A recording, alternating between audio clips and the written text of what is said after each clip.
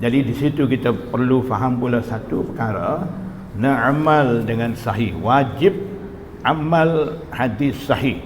Orang kata wajib kita amal hadis sahih, tak salah, tapi yang dia cakap tu tak sempurna, kena tambah sikit. Perlu tambahnya hadis sahih betul wajib amal, tapi ada syarat. Syaratnya hadis sahih itu tak boleh jadi hadis mansukh.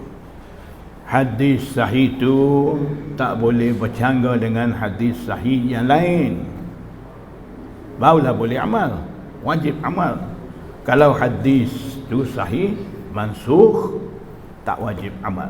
Yang wajib amal tu mana? Nasikh, yang membatalkan mansukh tu walaupun sahih. Kalaulah hadis tu sama-sama sahih, dua duk bercanggah, ketika tu tidak wajib lagi beramal dengan mana-mana dua hadis sahih tu. Kena buat penyelesaian dulu. Selesaikan dulu. Selesai macam mana? Selaraskan dua hadis tu supaya boleh amal dua-dua hadis tu, ataupun cara nasakh seperti tadi, ataupun cari jalan dengan cara tarjih. Tarjih maknanya mencari jalan macam mana mau utamakan beramal dengan mana-mana satu hadis di antara dua hadis bercanggah tu. Itu panggil tarjih. Pilih hadis mana patut utamakan beramal.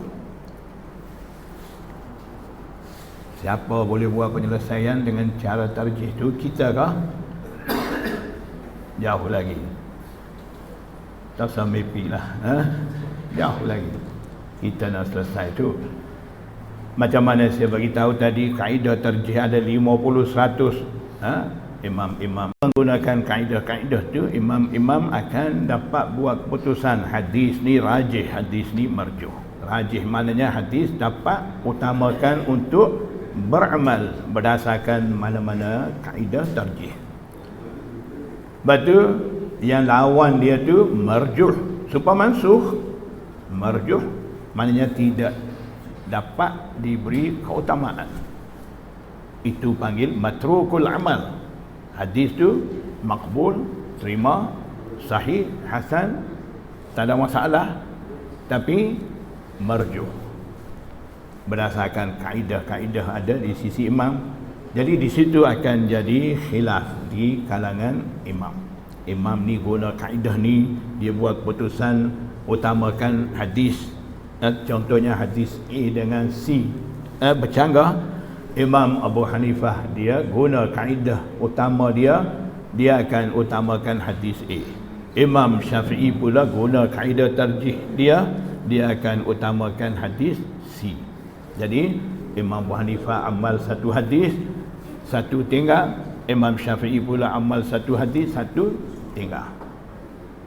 Cuba fikir, elok tidak?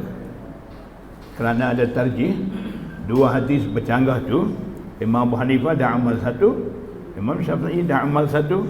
Maknanya dua-dua hadis Rasulullah diamal, tidak ada hadis ditinggal. Itulah rahmat daripada imam-imam tu. Cuba kita kata dalam pemilihan pengutamaan dua imam, hadis dua tu bercanggah. Raful Yadain tidak buat Raful Yadain, Imam Syafi'i buat Raful Yadain, Imam Abu Hanifah tidak. Imam Syafi'i dia amal hadis sahih Raful Yadain, dia tinggal tidak buat Raful Yadain tu sebab dhaif di sisi dia.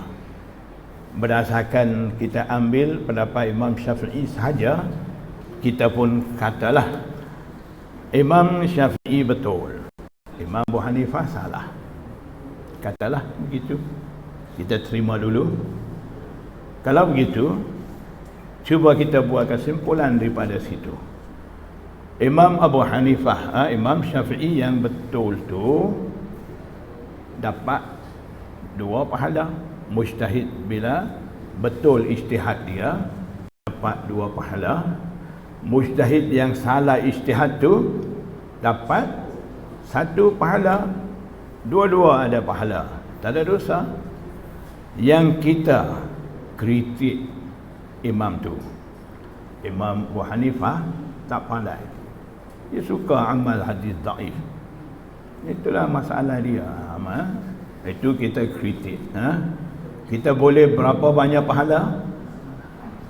Ada jaminan pahala bagi kita duk kritik-kritik ni? Dosa saja. Tak payah dia buat menambah dosa bagi kita. Tak ada faedah pun. Jadi baik kita duk diam. Apa yang kita tak pandai tu jangan kita masuk campur. Kalau kita duduk diam-diam, orang tengok serban kita besar, janggut panjang, pakai jubah, baju belah sampai bawah lagi, bubuh kain satu lagi atas bahu, tambah lagi serban tekak, leni satu jatuh, pegang sugi gigi, balut dengan tasbih, pegang sebelah, ada kitab sebelah, kita duduk jalan dengan action kita. Orang kata nampak dia ni alim ni, bila buka mulut baru orang tahu jahil sungguh dia ni. Tak pandai apa duk kritik imam-imam.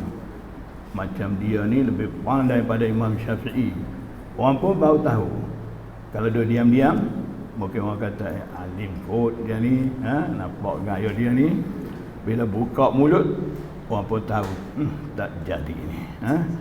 Jadi kita yang tak cukup ilmu, tak ada ilmu, tak sama dengan imam-imam alim ulama dulu, dengan hanya ada ilmu sikit, kita ni baik kita duduk diam.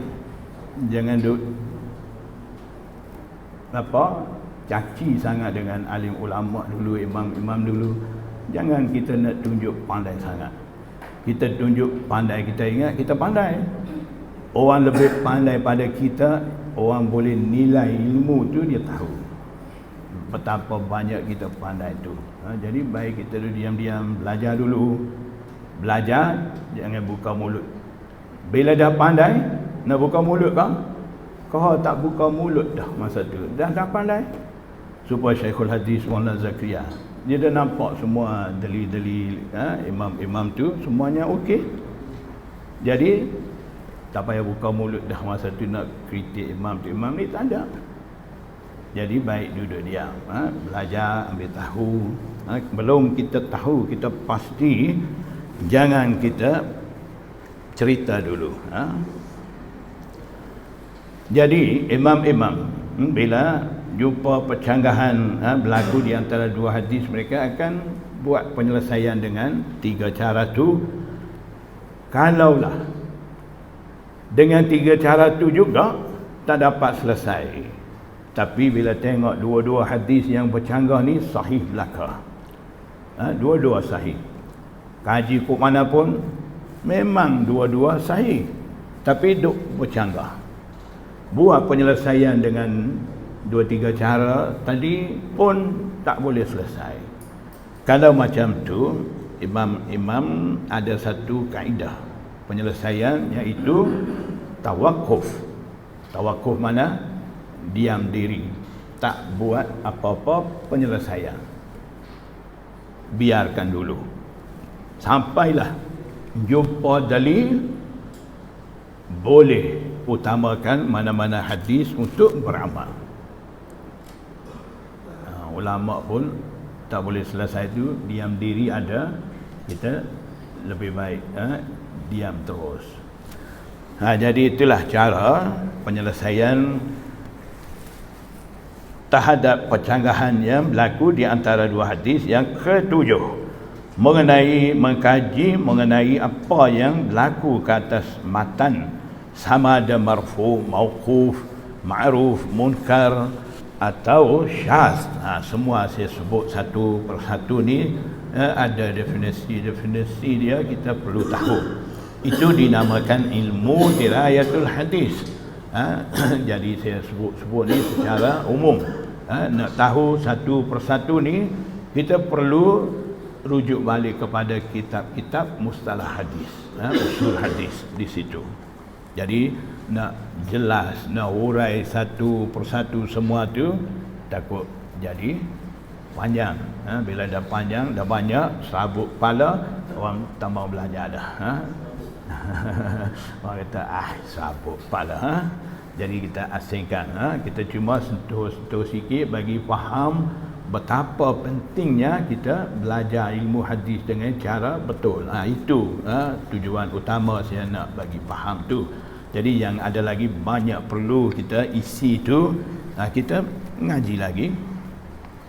Ilmu dirayatul hadis mempunyai dua cabang, iaitu ilmu usul hadis, ilmu yang membahaskan kedudukan sanad. Dia akan bincang sanad ni sambung ataupun tidak sambung, ada berdasarkan sanad tu dia akan bincang pula. Yang kedua, ilmu fiqhul hadis, ilmu yang menjelaskan hukum syarak yang dikeluarkan daripada hadis. Ada hadis-hadis ahkam, akan keluarkan hukum-hukum daripada hadis tu. Jadi dalam hadis-hadis ni, contohnya kita sembahyang daripada mula kita mandi junub, wuduk, sembahyang daripada mula kita niat takbiratul ihram sampai sudah bagi salam, lepas tu ada bacaan doa, lepas tu mohon doa di sisi Allah. Semuanya satu persatu ada dalam hadis-hadis. Satu amalan, contoh berkenaan dengan doa iftitah lepas pada kita takbiratul ihram tu. Tentang doa tu saja satu hadis, banyak sanad. Doa pula banyak doa. Kita duk baca sekarang doa iftitah. Ada lagi subhanakallahumma wa bihamdika wa tabaraka ismuka wa ta'ala jadduka wa la ilaha ghairuk. Doa iftitah juga amal dalam mazhab Hanafi. Ada 4-5 doa iftitah saja. Jadi 5 hadis. 5 hadis pula dengan sanad banyak, jadi banyak. Lepas pada tu baca bismillah ke tidak, banyak hadis pula. Fatihah pula baca wajib ke tidak, ada pula hadis banyak. Bercanggah-bercanggah pun ada. Amin mau perlahan ke mau kuat, ada hadis. Maknanya setiap amalan satu persatu ada hadis-hadis berasingan. Banyak pula, bercanggah pula. Imam-imam ni mereka simpulkan, selesaikan apa yang ada. Banyak riwayat doa iftitah ada 4-5 jenis. Imam Syafi'i kaji, ada banyak bacaan doa iftitah, banyak sanad. Mana mau pilih, mau baca satu, dia kaji sanad, kaji rawi, bagi dia yang mana lebih baik, yang mana lebih sahih, dia ambil doa iftitah yang kita duk baca. Imam Abu Hanifah pula pilih doa yang saya baca tadi, dia ambil sanad hadis tu. Maknanya setiap amalan daripada mula kita niat angkat takbiratul ihram sampai sudah semayang tu ada saja macam tu. Jadi cuba kita fikir, bagi awamun nas, orang biasa tidak mahir ilmu hadis, kalau dia nak amal terus hadis, dia jumpa banyak ni pun doa iftitah, tu doa iftitah, ni pula hadis kata baca, tidak baca Fatihah tidak sesemayang. Ayat Quran kata faqra'u ma tayassara minal Quran, baca apa saja hak mudah baca, tidak semestinya Fatihah. Ayat Quran dengan hadis pun tak sama pula. Apa akan jadi? Pening kepala situ, tak cukup Panadol. Jadi imam-imam ni keadaan-keadaan duk jadi macam tu dalam Al-Quran dan Al-Hadis tu, mereka buat tertib daripada hadis-hadis tu. Macam mana nak niat nak akad takbiratul ihram, mau akad sekali ke Sekat ni ke ada 2-3 jenis. Sujud mau letak tangan dekat mana, dekat telinga ke, dekat bahu ke, macam-macam ada. Jadi Imam Syafi'i daripada banyak cara tu dia dah kaji, mengikut ijtihad dia tentukan satu-satu cara. Dia punya cara begini, Imam Abu Hanifah pula tentu pula begini. Jadi itu kesimpulan intipati daripada Al-Quran dan Al-Hadis, itulah kata fiqh. Fiqh ni untuk kemudahan orang ramai. Tak mampu nak pergi terus kepada Quran dan Hadis, mudahkan untuk kita beramal dengan Quran Hadis. Imam dulu bagi mudah, kita sekarang nak bagi payah. Tinggal fiqh, ha siap dah ni, so tinggal. Hak tak siap lagi tu, so pergi kat tu. Orang tak faham tu, jumpa banyak-banyak macam tu, bercanggah pula itu ini, macam mana dia mau selesai. Bila tak dapat selesai, orang tu nak pergi mana, akan pergi ke mana, dia akan cari popok, duk bising selalu amal Quran Sunnah tu, akan rujuk kepada mereka. Mereka kata apa, akan ikut. Cuba banding, orang biasa pergi rujuk dengan orang sekarang, dengan kita rujuk kepada Imam Syafi'i. Kita ikut fiqh Syafi'i, maknanya kita ikut keputusan Imam Syafi'i terhadap Quran dan Hadis. Mana lebih baik? Orang mana lebih boleh percaya? Imam Syafi'i umur dia 7 tahun dah jadi hafizul Quran. Kita 7 tahun nak baca Quran pun tak betul lagi.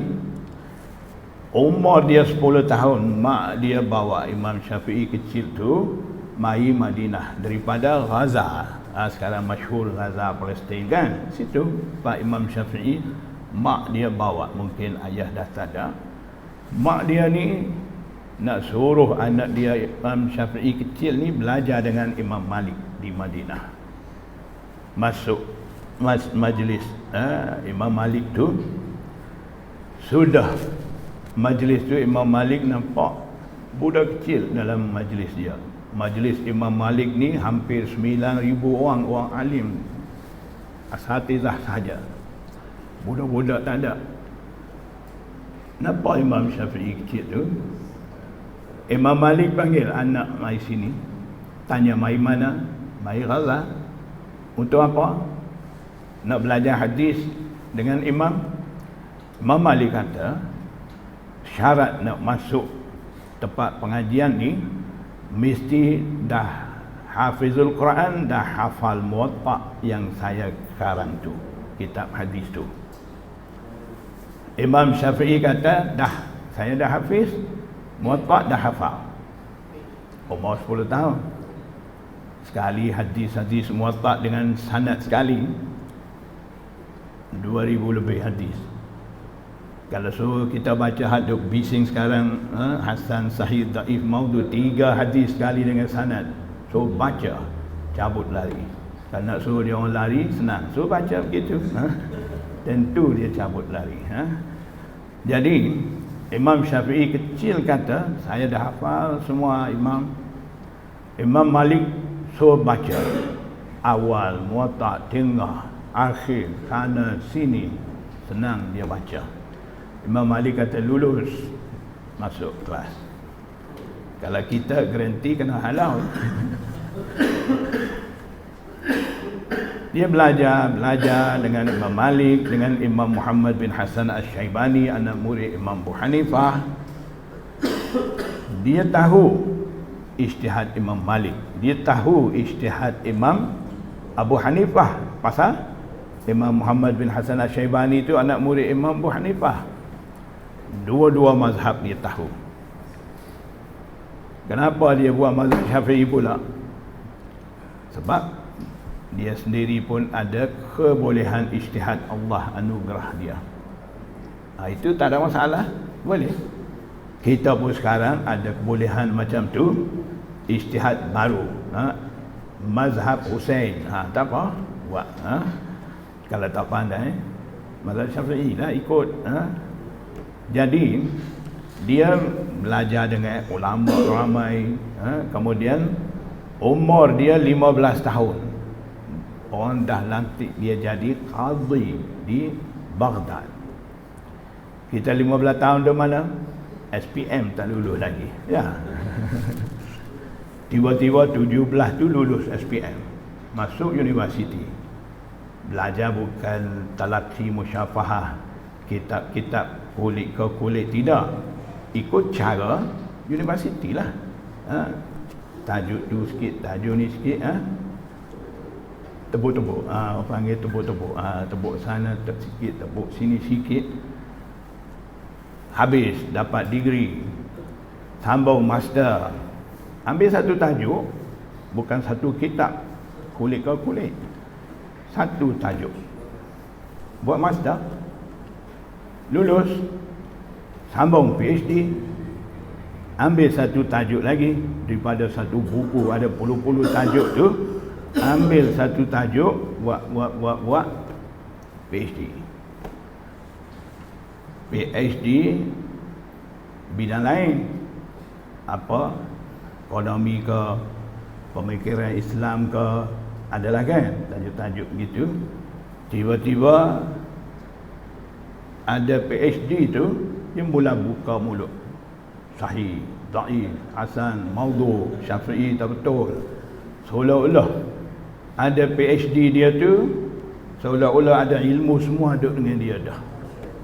Anggap begitu. Memang sedang berlaku sekarang macam tu. Kadang-kadang dia belajar bidang lain, dia cakap bidang lain. Macam tu pun ada banyak. Ini bukan kita mau tuduh ataupun mau plekeh kita ni pandai, tidak. Maknanya memang begitu duk berlaku. Betul. Jadi tak boleh kita nak bawa cara-cara seperti itu. Belajar betul-betul, memahami betul-betul, sampaikan kepada umat Islam ilmu yang manfaat, bukan ilmu yang memecah belahkan umat Islam tu. Sambung sikit, bidang ilmu yang mengeluarkan hukum syarak. Daripada lebih kurang 300 ayat Al-Quran itu dinamakan ahkam Al-Quran. Dan bidang ilmu yang mengeluarkan hukum syarak. Daripada lebih kurang 3,000 hadis itu dinamakan ilmu fiqhul hadis. Bidang ilmu yang mengeluarkan hukum syarak melalui qiyas berdasarkan Al-Quran, hadis dan ijma' ummah dinamakan ilmu fiqh. Inilah. Yang inilah golongan mempunyai slogan amal Quran sunnah tak mau. Ijma' pun tak mau, qiyas pun tak mau, fiqh pun tak mau. Mau Quran, sunnah. Imam Bukhari, kalau kita belajar betul-betul talaqi musyafahah dengan guru memahami ilmu hadis betul-betul, kita akan jumpa dalam Sahih Bukhari, kadang-kadang Imam Bukhari dia dah masukkan satu hukum di tajuk tu. Tajuk maksudnya sebelum hadis haddatsana tu ada tajuk babun, ada tulis situ tu. Itu merupakan hukum diijtihad oleh Imam Bukhari. Itu panggil fiqhul Bukhari. Itulah panggil terjematul bab, istilah muhaddisin. Muhaddisin kata apa? Fiqhul Bukhari fi tarajumihi. Fiqh ijtihad Imam Bukhari, keluarkan hukum oleh Imam Bukhari terserah pada terjematul bab tu. Yang hadis ada di bawah tu, hadisul bab tu dalil bagi ijtihad dia. Kadang-kadang Imam Bukhari tulis apa yang dia dapat ijtihad tu, dia tulis di atas tu dalam tajuk tu, fiqh dia tu. Bila kita cari sebagai dalil hadis di bawah tu, apa yang dia sebut tu tak jumpa dalam hadis. Tempat-tempat seperti itu ada kadang-kadang Imam Bukhari dia guna qiyas. Qiyas buat bandingan dengan amalan yang disebut dalam hadis tu, dia keluarkan satu lagi hukum. Imam Bukhari guna qiyas. Orang amal Sahih Bukhari tambah qiyas. Siapa lebih pandai? Orang sekarang lagi pandai. Pasal dia tambah qiyas. Imam Bukhari ni tak faham qiyas ni, tak boleh pakai. Orang sekarang ni tak mau qiyas. Itulah orang.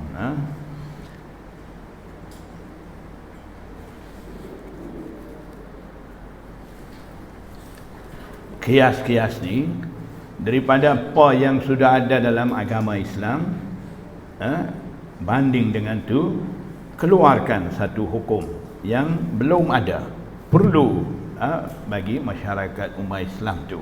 Itulah qiyas, bandingan-bandingan diambil daripada apa yang sudah ada tu, kemudian dikumpulkan semua hukum ahkam daripada 3 bidang ilmu tu, digelar ilmu fiqh. Tu himpunan tu panggil fiqh. Kita pula tak mau fiqh, mau Quran Sunnah saja.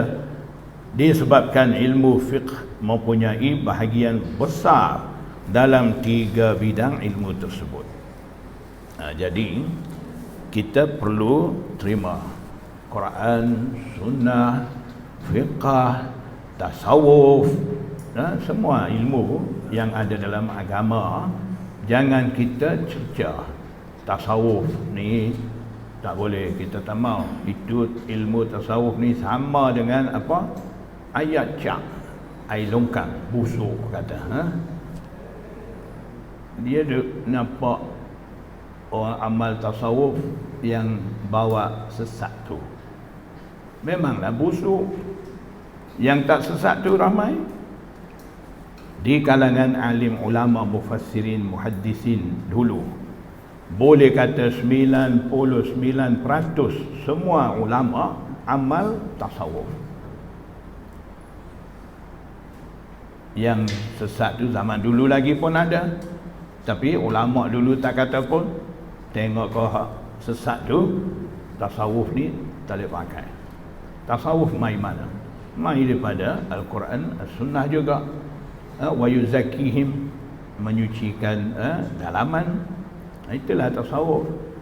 Dalam hadis Jibril ada mal iman, mal Islam, mal ihsan. Ihsan itulah tasawuf. Jadi kalau kita tengok hadis Jibril tu, mal iman, tentang iman akidah, itulah sekarang dinamakan usuluddin. Cuma istilah tukar. Asalnya iman akidah. Kita belajar usuluddin untuk apa? Untuk jaga iman akidah kita. Yang kedua, mal Islam. Jawapan daripada Rasulullah SAW tu, di situ kita boleh nampak, itulah apa nama fiqh. Iman ni dalaman, Islam ni amalan zahir, luaran. Yang membetulkan dalaman akidah dinamakan usuluddin. Yang mengesahkan amalan luaran, sembahyang, puasa, zakat, itu semua dinamakan fiqh. Mal ihsan. Ihsan, zaman Rasulullah panggil ihsan. Ihsan apa makna? Ibadat. Seolah-olah kita sedang lihat Allah. Kalau tidak, anggap Allah sentiasa melihat kita. Itu kaitan dengan ilmu ihsan. Kemudian zaman Rasulullah lagi, zaman sahabat dah mula ubah daripada ihsan ke nama zuhud. Orang amal dengan ihsan tasawuf dinamakan zahid, tak panggil sufi. Bila mai zaman tabi'i, ubah istilah. Orang amal dengan ihsan tu dinamakan sufi. Zuhud tu panggil tasawuf. Jadi semuanya mai daripada Al-Quran, As-Sunnah juga. Yang sesat ni semua bidang ada. Kalau kita tengok orang Islam tu sesat, nak kata Islam tu sendiri sesat ke? Boleh? Tak boleh kan? Kita tengok orang amal tasawuf tu tak betul, sesat. Kita nak kata ilmu tasawuf tu sendiri sesat. Boleh ke? Tak boleh. Itulah. Jadi bagi kita semua bidang ilmu ni perlu kita belajar amal. Ketiga, ilmu gharibul hadis, iaitu ilmu yang menerangkan makna-makna lafaz hadis yang susah difahami dan i'rab bagi kalimah-kalimah hadis yang mempunyai kesamaran. Itu ilmu tinggi, satu bidang ilmu hadis, gharibul hadis.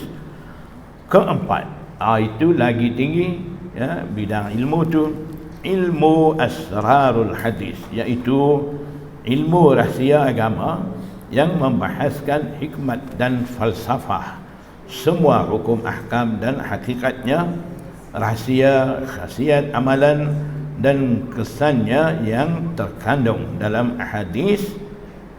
Inilah syariat yang paling mendalam lagi paling utama, dengan kedudukannya yang teragung. Melalui ilmu ini seseorang merasa jelas tentang hukum syarak. Bidang ilmu ini amat sedikit diterokai. Jadi yang ni lebih tinggi daripada ilmu riwayatul hadis, dirayatul hadis, gharibul hadis. Orang mau masuk menceburi dalam bidang ilmu asrarul hadis ni mesti menguasai semua bidang ilmu hadis tu, riwayatul hadis, dirayatul hadis, gharibul hadis. Ilmu alat untuk memahami Al-Quran, ada belas-belas jenis ilmu, tafsir, hadis, semua mesti memahami. Selepas daripada tu barulah boleh masuk ke bidang ilmu tu. Kalau kita hanya ada kepakaran bahasa Arab saja, nak baca kitab-kitab jenis seperti itu tak mampu lagi. Ada sejenis bidang ilmu begitu berkaitan daripada hadis. Maknanya dia akan bicarakan rahsia-rahsia terkandung dalam hadis-hadis tu. Bukan bicarakan hadis ni sahih, dhaif, maudhu', tak. Bukan dia bicarakan hukum keluar daripada hadis, tidak. Dia cara lain. Dia bicarakan tentang rahsia-rahsia terkandung dalam hadis-hadis tu. Itu satu bidang ilmu, ilmu asrarul hadis. Untuk menerokai bidang ilmu asrarul hadis, seseorang itu perlu menguasai ilmu-ilmu alat yang membantu untuk memahami Al-Quran dan Al-Hadis. Terutama sekali perlu talaqi musyafahah kutubus sittah, 6 buah kitab hadis terkemuka itu, dengan syekh yang mempunyai sanad bersambung terus sampai kepada Rasulullah sallallahu alaihi wasallam. Jadi kena ada cukup-cukup ilmu sebanyak tu, barulah orang tu layak menceburi dalam bidang ilmu asrarul hadis tu. Bila kita nak boleh masuk kau tu, banyak lagi kena belajar. Lepas tu bolehlah. Bukan tak boleh, boleh usaha. Kitab hadis, ni lain maksud dah. Kitab hadis bukan hanya satu, iaitu hadis Bukhari saja. Seperti mana dah sebut tadi, orang sekarang anggap kitab hadis ni satu yang Bukhari. Hadis akan tanya sahih ke dhaif. Bila jawab sahih, dia akan tanya pula Bukhari ke Muslim. Kalau Muslim, dia tanya lagi, tak adakah dalam Bukhari? Seolah-olah Muslim pun dia tak mau Bukhari saja. Seolah-olah hadis, kitab hadis ni ada satu tu saja. Itu salah. Bahkan masih ada lagi 5, iaitu Muslim, Nasa'i, Abu Dawud, Tirmizi dan Ibnu Majah. Kesemua inilah dinamakan kutubus sittah, al-usulus sittah, al-ummahatus sittah atau sunnah sittah. kitab hadis sahih pula muka surat 8. Bukan hanya Sahih Bukhari dan Sahih Muslim sahaja, bahkan masih ada lagi 6, iaitu Muwatta Imam Malik, Sahih Ibnu Hibban, Sahih Ibnu Khuzaimah, Muntaqa Ibnul Jarud, baca betul-betul takut jadi jarum pula.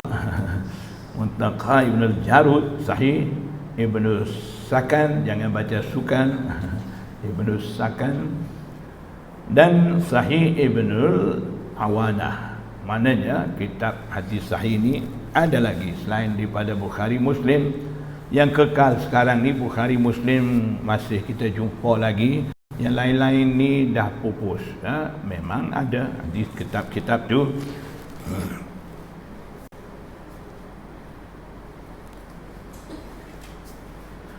Hadis-hadis sahih yang mana Imam Bukhari tidak memasukkan dalam kitabnya Sahih Bukhari. Imam Bukhari ada juga hadis tu hadis sahih. Dia pilih hadis-hadis, mau hadis sahih saja, mau masuk dalam kitab Sahih Bukhari dia. Sebelum Imam Bukhari, imam-imam hadis dulu, mereka masukkan dalam kitab hadis mereka hadis Rasulullah dan juga aqwalus sahabah dan juga fatwa tabi'i, masuk semua tu. Seperti mana kitab Muwatta Imam Malik, seperti mana kitab Musannaf Ibnu Abi Syaibah, dalam tu hadis-hadis sekali dengan satu-satu bab tu hadis ada, aqwalus sahabah ada, fatwa tabi'i ada, dicampur. Bila mai Imam Bukhari, Imam Kutubus Sittah, mereka ada satu azam mau himpun hadis saja. Hadis pula hadis marfu' saja. Hadis yang ada nisbah kepada Rasulullah SAW saja. Hadis ada nisbah kepada sahabi, hadis mauquf, nisbah kepada tabi'i saja, setakat tabi'i saja. Hadis maqtu' tidak akan masuk. Sahih, dhaif, hasan tu memang dalam marfu' dah ada, itu akan ada. Marfu' hadis tu nisbah kepada Rasulullah. Sahih ada, dhaif ada, hasan ada. Tidak kata nisbah kepada Rasulullah ni sahih, nisbah kepada sahabat ni hasan, nisbah kepada tabi'i ni dhaif. Tidak begitu. Dari segi nisbah ni, nisbah Rasulullah hadis panggil marfu'. Nisbah sahabat, sahabat kata, sahabat buat gini, itu mauquf. Yang nisbah setakat tabi'i itu panggil maqtu'. Kira sahih, dhaif, hasan ni berdasarkan 5 syarat utama. Itu lain. Hadis tu marfu', nisbah Rasulullah dah. Dia cukup dengan 5 syarat untuk jadi sahih, akan jadi sahih marfu'. Kalau tak cukup, kurang dari segi ingatan dia, ingatan tu tidak sampai tahap tertinggi yang diingini bagi rawi sahih, ketika tu hadis marfu' akan jadi hasan. Dalam sanad hadis marfu' tu ada rawi kurang ingatan, akan dikatakan dhaif. Marfu' juga. Itu perlu kita faham. Jadi bila mai Imam Kutubus Sittah, mereka azam mau himpun hadis marfu' saja dalam kitab-kitab mereka. Mereka asingkan aqwalus sahabah, fatwa tabi'i, biar kekal dalam kitab-kitab dulu, tak masuk dah. Jadi ketika tu Sahih Bukhari, Imam Bukhari dalam keadaan nak himpun hadis marfu' saja. Marfu' ni sahih ada, hasan ada, dhaif ada. Tapi Imam Bukhari dengan Imam Muslim, dia mau tapis ambil hadis sahih saja masuk dalam Bukhari dan Muslim. Imam lain, Imam Sunan Arba'ah, Imam Nasa'i, Imam Abu Dawud, Imam Tirmizi, Imam Ibnu Majah, mereka ni masukkan dalam kitab-kitab mereka, asalkan hadis tu marfu', asalkan hadis tu jadi dalil bagi mana-mana imam mazhab, tak kira sahih ke, hasan ke, dhaif ke, dia akan masuk dalam sunan mereka. Jadi ketika Imam Bukhari dalam keadaan azam begitu, mau himpun hadis marfu' saja, Imam Bukhari pula mau himpun sahih saja dalam hadis sahih kitab dia.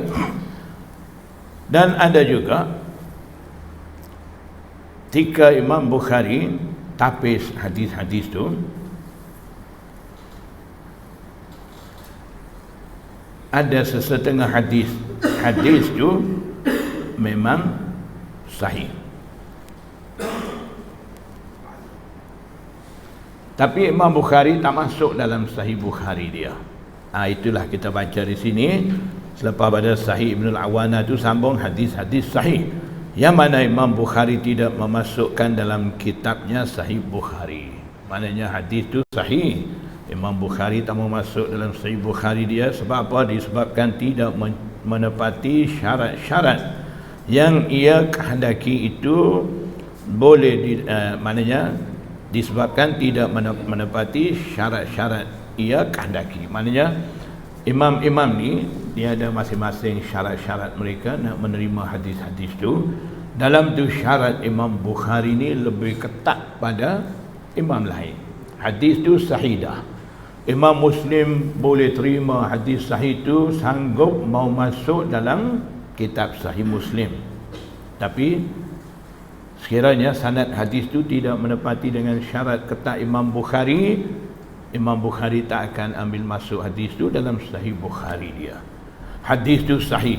Imam Tirmizi kata qala Abu Isa hadza hadisun hasanun sahihun. Imam Bukhari tak mau lagi hadis tu nak isi dalam Sahih Bukhari dia. Sebab apa? Sebab bukan kata hadis tu tidak sahih, sebab tidak menepati syarat ketat dia. Jadi hadis-hadis seperti itu boleh didapati dalam kitab-kitab sahih yang lain. Jadi dalam kitab Sahih Ibn Al-Awana, Sahih Ibn Sakan dan Muntaqa Ibn Jarud, ada lagi kitab-kitab sahih lain. Di situ boleh jumpa hadis-hadis tu. Dari sini dapat menggambarkan bahawa hadis sahih bukan hanya berada dalam Bukhari dan Muslim sahaja. Kena ingat. Yang kedua, tidak semestinya beramal dengan hadis Bukhari sahaja. Bahkan hadis-hadis sahih lain yang ada dalam kitab-kitab sahih yang lain juga turut boleh beramal. Asalkan hadis itu sahih, tak kira dalam kitab hadis mana-mana pun boleh amal. Tidak semestinya mesti Sahih Bukhari sahaja. Kita akan jumpa penjelasan selepas ni. Kadang-kadang Imam Bukhari dia bawa satu tajuk seperti mana saya dah bagi faham tadi. Tajuk itulah ijtihad dia, fiqhul Bukhari dia. Kemudian hadis bab yang ada di bawah tajuk tu, itu merupakan dalil bagi ijtihad yang dia tulis di terjematul bab tu. Bermakna setiap ijtihad imam yang dia tulis di terjematul bab tu mesti ada hadis sebagai dalil di bawah terjematul bab tu. Mesti ada. Kalau tak ada, apa akan jadi? Orang sekarang akan kata Imam Bukhari juga buat hukum tanpa ada dalil. Orang sekarang minta dalil semacam. Kalau sebut apa-apa, mana ada dalil? Ada hadis. Sahih ke dhaif? Takut hadis tu maudhu'. Dia pandai. Dia pandai apa? Pandai tanya ya. Dia sendiri pun tak tahu apa juga. Jadi masalah sekarang gini. Jadi apa nama? Bila Imam Bukhari bawa cara seperti itu, dalam terjematul bab tu ada sebut hukum. Di bawah tu ada hadis, memang ada. Tapi daripada mafhum maksud hadis tu, kita tak jumpa, tak nampak hukum tu. Kalau ada sebut hukum, Terjematul bab berkaitan dengan hukum tu mesti ada potongan hadis di bawah tu. Daripada potongan hadis ni lah Imam Bukhari keluarkan hukum ni. Itu cara Bukhari. Bila tengok kadang-kadang ijtihad Imam Bukhari ada, hadis pun ada bawah tu. Tapi cari-cari dari mana Imam Bukhari keluarkan hukum tu tak jumpa cari. Keadaan seperti itu, dia ada kaedah untuk faham kesulitan seperti itu. Syekhul Hadis Maulana Zakaria Al-Kandhalawi kata, perlu kita belajar, perlu kita memahami 70 usul. Sikit tidak 700, nasib baik 70. Kalau 700 mampus kita. 70 untuk apa? Bukan untuk faham keseluruhan Bukhari, untuk faham terjematul bab. Tajuk tulis di atas haddatsana tu. Dia ada pelbagai cara terjematul bab tu. Kadang-kadang Imam Bukhari mula terjematul bab tu dengan kalimah kaifa. Mula dengan kalimah kaifa. Dalam Bukhari ada muhaddisin kata 30 tempat. Kenapa Imam Bukhari buat tajuk bab dengan menggunakan kalimah kaifa tu? Apa maksud? Kadang-kadang Imam Bukhari tajuk bab dia mula dengan hal kalimah istifham. Itu maksud lain pula.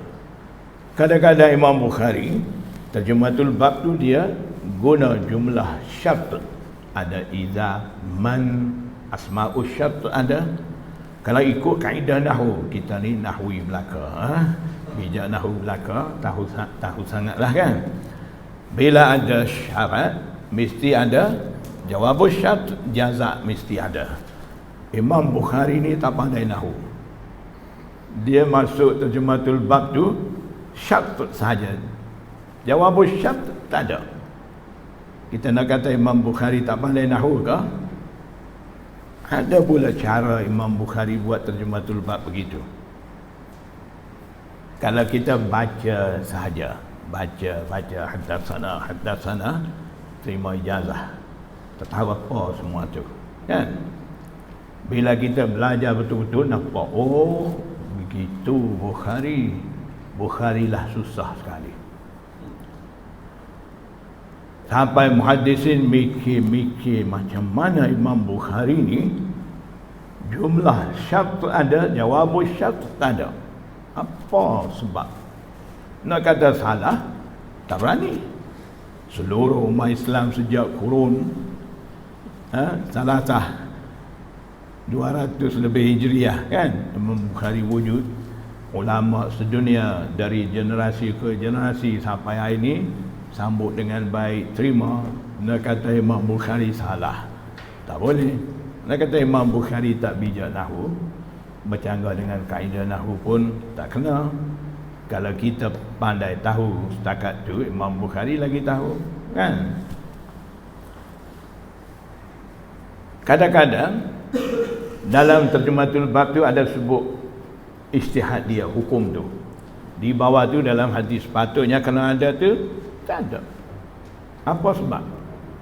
Jadi nak faham semua keadaan seperti itu, baru terjematul bab. Syekhul Hadis Maulana Zakaria, dia dah tolong kita. Dia kaji semua keadaan Bukhari dan pengalaman dia mengajar lama. Amal satu persatu, wara, taqwa, ulama sufi. Kita kata busuk, tapi yang kita kata busuk itulah menambahkan ilmu bagi alim ulama.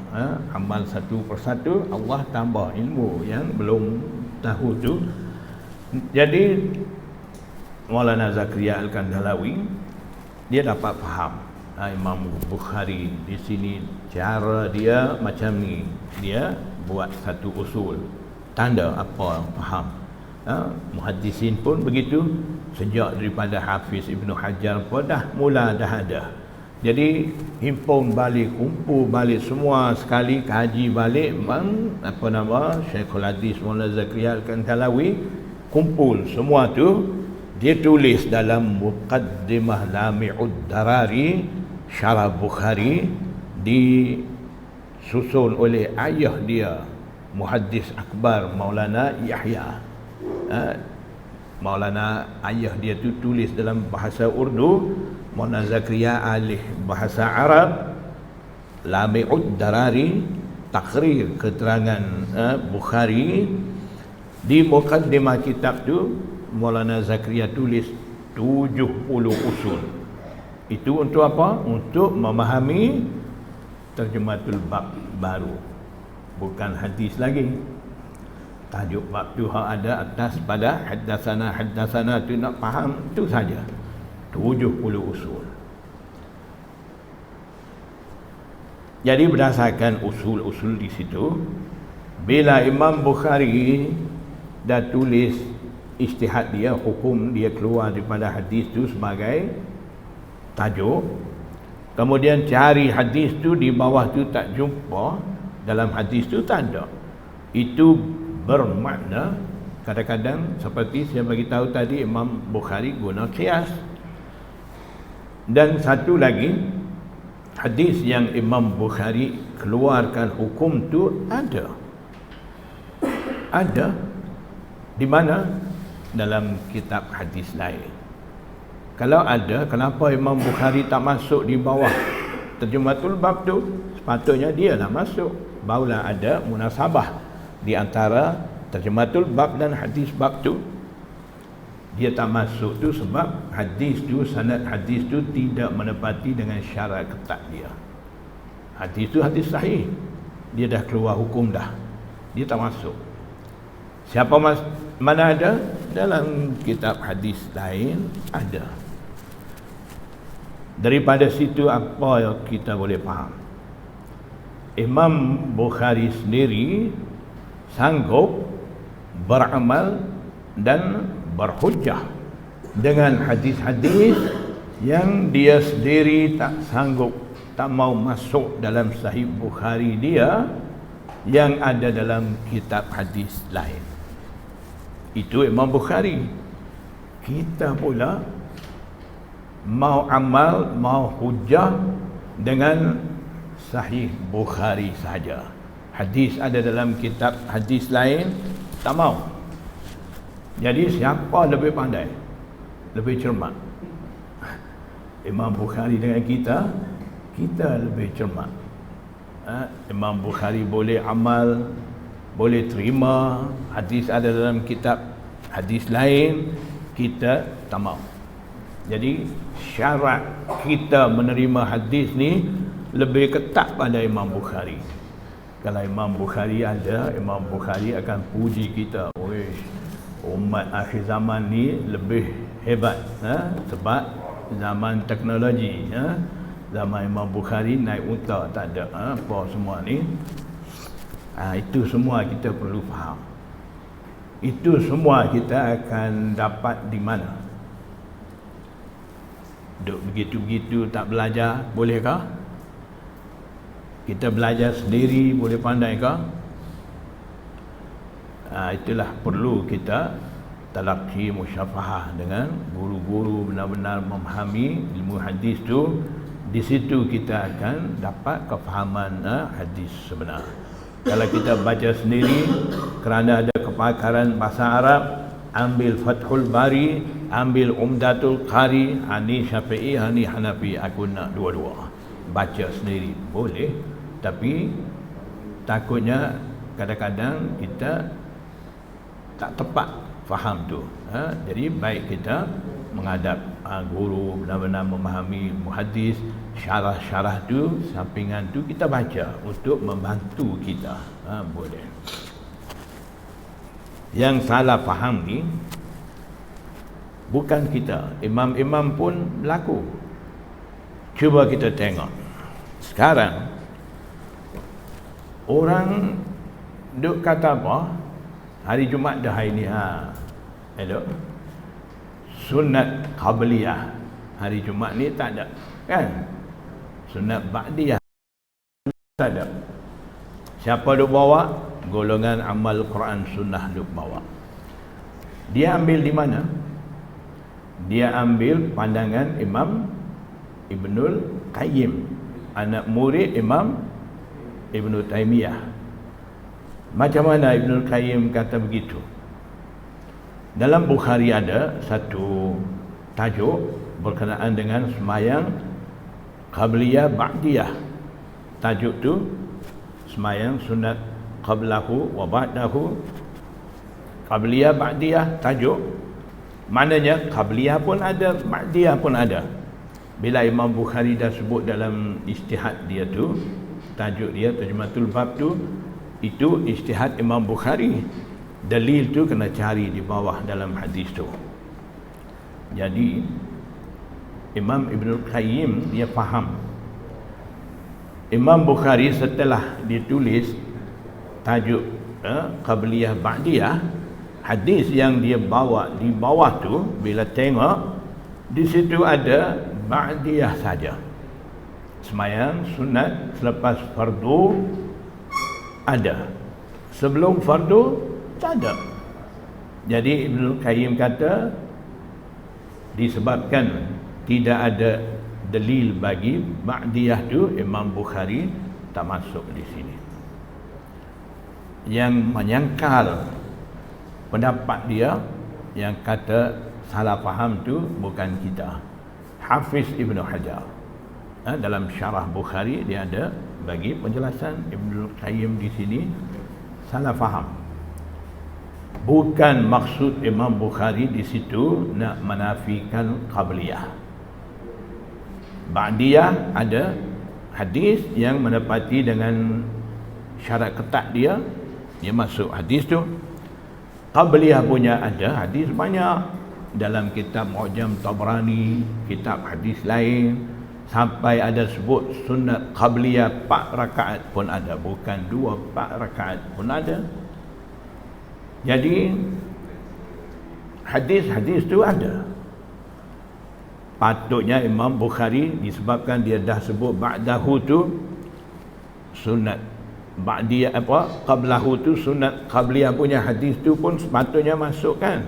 Tapi dia tak masuk. Tak masuk tu sebab apa? Senang saja, tak menepati dengan syarat ketat dia tu saja. Tapi hadis tu ada. Dia dah ambil hukum daripada hadis tu, dia dah buat hukum. Cuma hadis tu tak masuk. Maksudnya Imam Bukhari beramal dan berhujjah daripada hadis-hadis yang ada sebut qabliyah tu, dia dah ambil hukum tu. Jadi di sisi Imam Bukhari ada sunat qabliyah. Yang salah faham tu siapa? Bukan jalan-jalan orang. Imam Ibnu Qayyim, imam besar, anak murid Imam Ibnu Taimiyah. Bagi golongan amal Quran Sunnah ni, itulah rujukan utama bagi mereka. Kalau ikut Imam Syafi'i salah, ikut Ibnu Taimiyah betul, Ibnul Qayyim ikut, situ boleh ikut pula. Albani boleh ikut, tak apalah ikut. Kita pun ikut, dia pun ikut. Jangan cari pasal. Kita tak cari pasal pun, kenapa ikut Ibnu Taimiyah lah apa, tak ada kan? Ikutlah. Kau punya pasal, kita punya pasal. Ikut Imam Syafi'i, kenapa mai nak gaduh pula dengan kita? Imam Syafi'i salah lah, tak boleh ikut ijtihad imam lah. Kenapa mai sibuk situ pula? Itu masalah. Jadi yang salah faham begitu tu memang akan ada. Jadi kalau kita baca sendiri, faham sendiri ni, memang faham sendirilah. Mungkin ada juga di situ salah faham ke apa ke, boleh. Kita menghadap guru telaki musyafahah pun ada juga yang tak faham, ada salah faham lagi, masih kurang faham, macam-macam ada. Jadi sebab tu kita perlu belajar dengan cara yang betul. Disebabkan Sunan Arba'ah, Nasa'i, Abu Dawud, Tirmizi dan Ibnu Majah diperolehi penerimaan berterusan oleh umat Islam, maka hadis-hadis hasan dan hadis-hadis dhaif yang layak naik ke darajat hasan li ghairihi yang diisi pada Sunan Arba'ah juga turut boleh beramal. dalam sunan-sunan ni hadis sahih ada, hasan ada, dhaif pun ada. Kalau kira boleh amal ni hadis sahih saja, tak boleh amal hadis dhaif. Kenapa kita ni sekarang ni mai cerdik macam tu? Imam-imam dulu bodoh ke? Imam Bukhari tak tahu ke? Amal hadis sahih saja, dhaif tak boleh amal. Dia tak tahu ke? Lagipun dia sendiri susun Bukhari sahih saja. Kalau ada fahaman seperti itu dengan Imam Bukhari, sepatutnya ketika Imam Tirmizi nak susun Sunan Tirmizi itu, baik Imam Bukhari larang masa tu. Sebab apa? Imam Tirmizi, apa sahaja dia ada masalah tengah dia duduk susun kitab Sunan Tirmizi itu, selalu dia rujuk kepada Imam Bukhari. Dalam Sunan Tirmizi kita akan jumpa qala Abu Isa sa'altu Muhammadan. Abu Isa Imam Tirmizi kata, aku tanya Muhammad, sebab ada tak faham dalam hadis ni. Muhammad mana? Tanya Muhammad Rasulullah ke? Muhammad bin Ismail Al-Bukhari. Tanya Imam Bukhari. Tunggu dia. Kalaulah Imam Bukhari ada fahaman macam kita, amal sahih saja, dhaif tak boleh amal, apa patut Imam Bukhari jawab masa tu? Wahai Abu Isa, anak murid aku, Sahih Bukhari aku sudah ada, Sahih Muslim pun dah ada masa tu. Kau tak payah duk sibuk-sibuk nak susun Sunan Tirmizi kau tu. Kau masuk hadis dhaif dalam tu, riwayat daripada rawi majhul pun kau masuk. Kau sendiri pun duk pening mai tanya-tanya aku.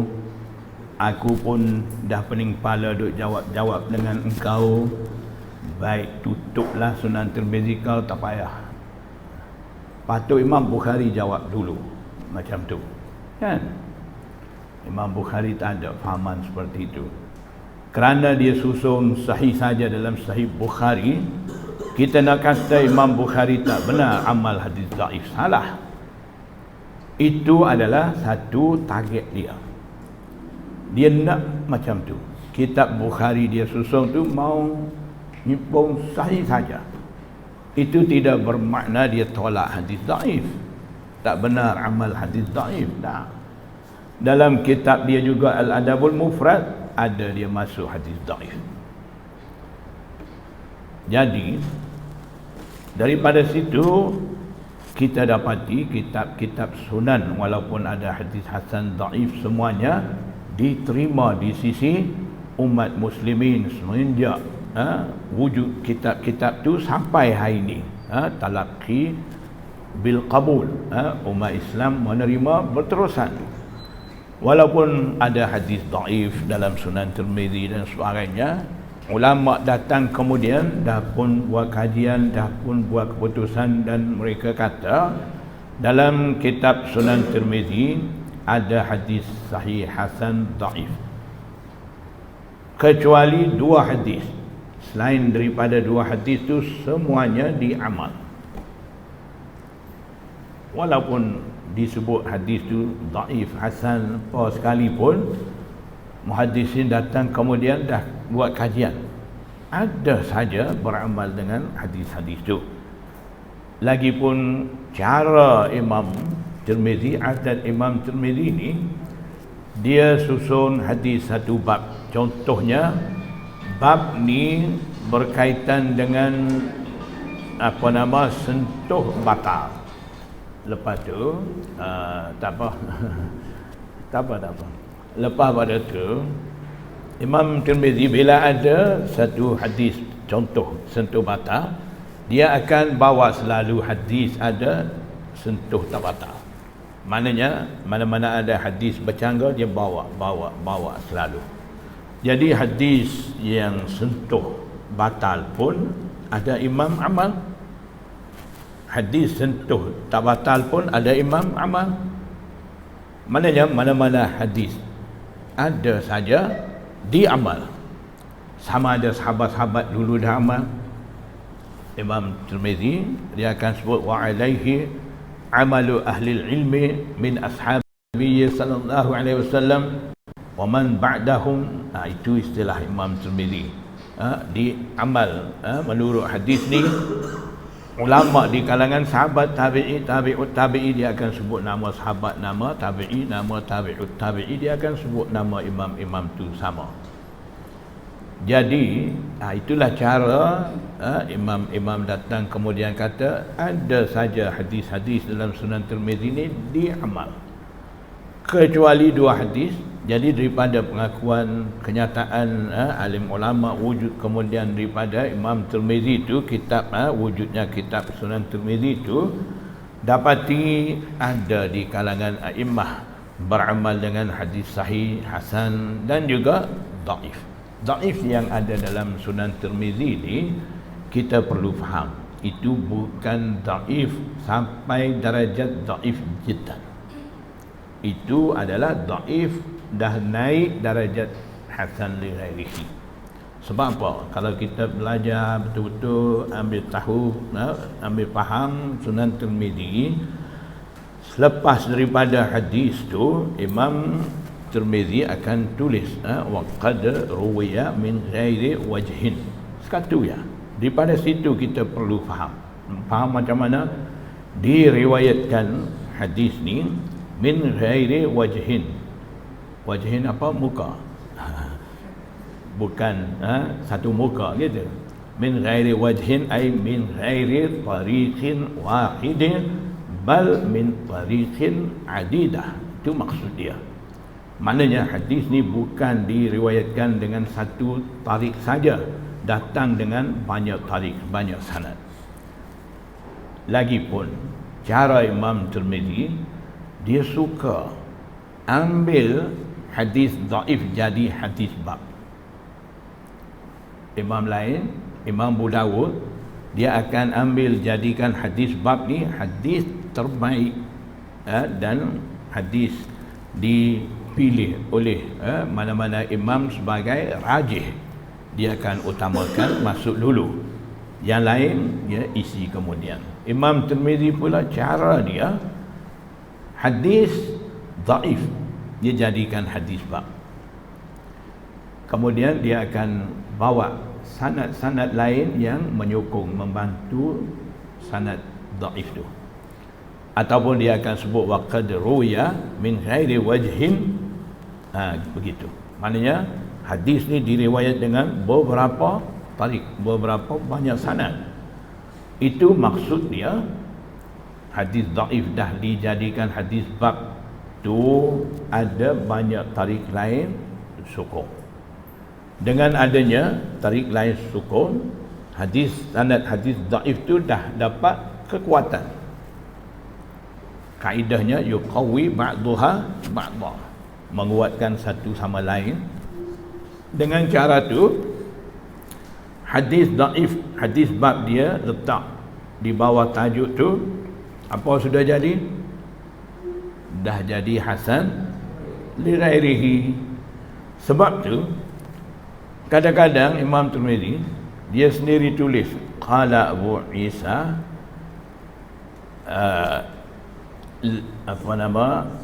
hadza al-isnadun laisa biqawiyyin.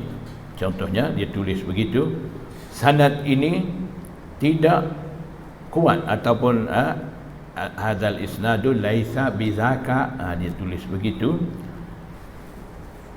Kemudian dia sebut pula hadis tu hasan. Jadi pelik kita, dia kata apa? Tidak kuat. Laisa bizaka ay laisa bizakal qawi ay dhaif. Tapi keputusan dia hasan. Sebab apa dia buat keputusan begitu? Maknanya ada tarik lain sokong. Jadi hasan, maksud di situ hasan li ghairihi. Jadi sikap tabiat imam-imam hadis, imam-imam mujtahidin dulu, mereka menaikkan taraf hadis daripada dhaif naik darajat hasan li ghairihi, daripada tidak boleh amal jadi boleh amal, daripada tidak layak berhujjah dalam bab hukum ahkam, naik darajat jadi layak, boleh berhujjah, jadikan dalil bagi hadis tu, jadi dalil bagi hukum ahkam yang keluar daripada hadis tu. Jadi imam-imam dulu bagi naik darajat hadis, imam-imam akhir zaman ni bagi turun darajat hadis. Macam mana bagi turun? Mereka kata apa? Hadis hasan ada dalam Sunan Tirmizi tu, kamu kena faham betul-betul itu asalnya dhaif. Dia bagi turun. Lepas tu dia tambah dhaif sama dengan palsu, tak boleh pakai Sunan Tirmizi. Bukhari cukup. Tanya pula, Bukhari ada tak cukup ke? Tanya pula. Nak jawab macam mana? Imam Bukhari sendiri tak cukup. Dia dah keluarkan hukum tidak masuk hadis yang patutnya masuk tu sebab tidak menepati dengan syarat dia. Ada hadis tu dalam kitab lain, maknanya Imam Bukhari beramal berhujjah dengan hadis lain yang tidak ada dalam Bukhari dia. Jadi Imam Bukhari tak cukup dengan hadis yang dia masuk dalam Bukhari dia sendiri, pergi amal dengan hadis yang ada dalam kitab lain. Kalau tanya Bukhari ada tak cukup kah? Kena jawab Imam Bukhari sendiri tak cukup, kenapa awak pula duk cukup ni? Jawab situ dah lah, ya? Dia tanya sebab tu dia tak faham. Kalau dia faham betul-betul uslub Imam Bukhari tu, dia tidak akan tanya soalan bodoh begitu, ha? Jadi sebab itulah saya kata tadi, jangan duk buka mulut sangat, ha? Buka mulut orang tahu kita ni bodoh. Kalau duk diam-diam, orang kata oh janggut panjang ni alim kot, ha? Jadi bila kita buka mulut, kita mau amal hadis Bukhari saja, orang kata ada hadis dalam kitab lain, dia tanya balik, tak cukup kah dengan Bukhari hadis sahih? Apa mai sibuk pula dengan kitab hadis lain? Dia ingat dia pandai, dia cakap begitu. Memanglah orang tak tahu apa ni anggap oh pandai yang ni, ha? Tapi orang dah faham, dah pandai ilmu hadis, dah tahu uslub Imam Bukhari, dia akan anggap kau ni tak faham lagi Bukhari. Di situlah. Jadi sebab tu baik duk diam-diam belajar, jangan duk bising-bising. Boleh lagi? 11 nak setengah dah. Nak sambung muka surat 9. InsyaAllah bulan depan lah pula. Jadi saya nak tanya dulu, tak apakah kita baca pelan-pelan, macam ni, ataupun mau cepat? Mau cepat ni cara super riwayatul hadis jugalah, baca saja. Akan bagi seorang baca, saya duduk anggap kepala, mungkin saya duduk ngantuk, anggap juga kepala saya, orang duduk baca ni, Maulana duduk ngesah kita, duk anggap kepala, sebenarnya saya duk ngantuk. Duk gini, orang ingat duk ngesah. Itu boleh cepatlah. Kalau nak bincang, nak tahu macam ni, itu halusi sikit lah, bukan halus sangat tak. Sekadar saya boleh sampai tu, cara macam ni. Jadi ikutlah macam mana cara suka. Cuba bagi tahu mau macam ni ke ataupun mau cepat. Okey. Okey, kau ni situ ya bunyi okey. Boleh deh, insya-Allah. Jadi kalau kita nama kata kita dah baca banyak tapi kefahaman tu kurang, banding dengan hatu kita baca sikit-sikit biar kita faham, itu lebih baik, insya-Allah. Jadi tidak nak kata dengan cara ni habis buku ni dah faham semua tu, tidak juga. Seperti mana saya beritahu tadi, sentuh secara umum. Dalam tu ada lagi halusi, perlu lagi kita belajar lagi, rujuk kitab lain, banyak lagi kita kena cari lagi. Jadi ini sebagai asas lah, asas nak bagi faham, insya-Allah. Jadi bulan depan kita sambung pula. Semoga Allah Subhanahu wa taala bagi taufik pada kita supaya kita dapat memahami ilmu agama yang dengan fahaman sebenar yang diridai oleh Allah dan Rasul, insya-Allah. Wallahu a'lam.